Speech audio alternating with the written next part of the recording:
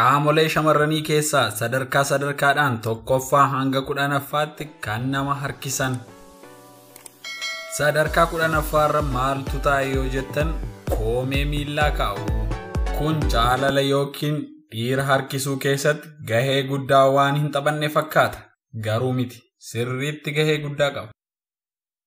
Lakkoofsa 9ffaarra kan kaa'an dugda.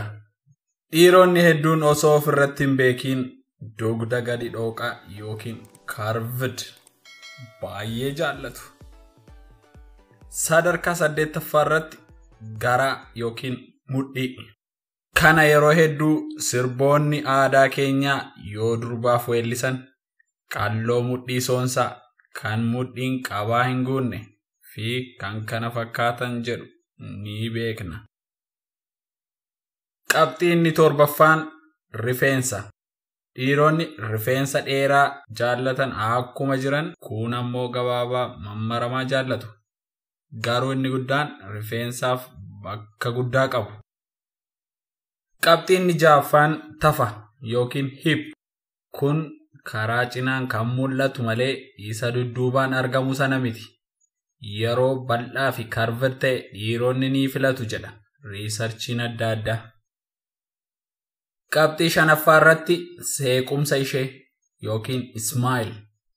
Kun namoonni hedduu kan bakka kennanii fi kan irratti walii galan kan hedduu nama harkisudha. Qabxiin 4ffaan hidhii yookiin lips. Kun yoo guutuu ta'ee fi hammaan giddu galeessa ta'e jaallatama. Garuu qalama baay'ee cimaa fi fagootti mul'atu yoo itti diban mul'isuuf malee harkisuuf gahee hin qabu.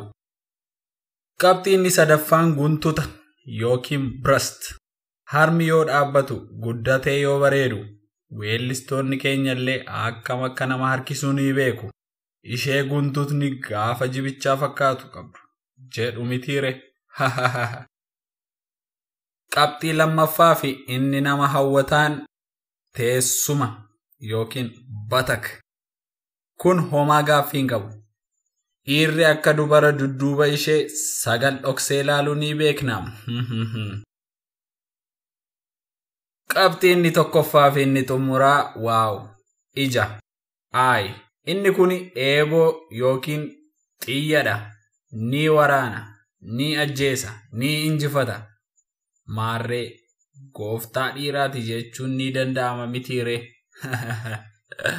Kabajamtoota maatiiwwan Oromiyaa kiyya waan amma yoonaan nu waliin turtaniif galatoomaa jecha qabxiiwwan nuti irraanfanne yoo jiraate immoo isin akka nu guuttan kabajaan isin gaafachaa. Koomentii jalatti isin eegna. Like, share, subscribe gochuu hin dagatinaa. Guddaa galatoomaa.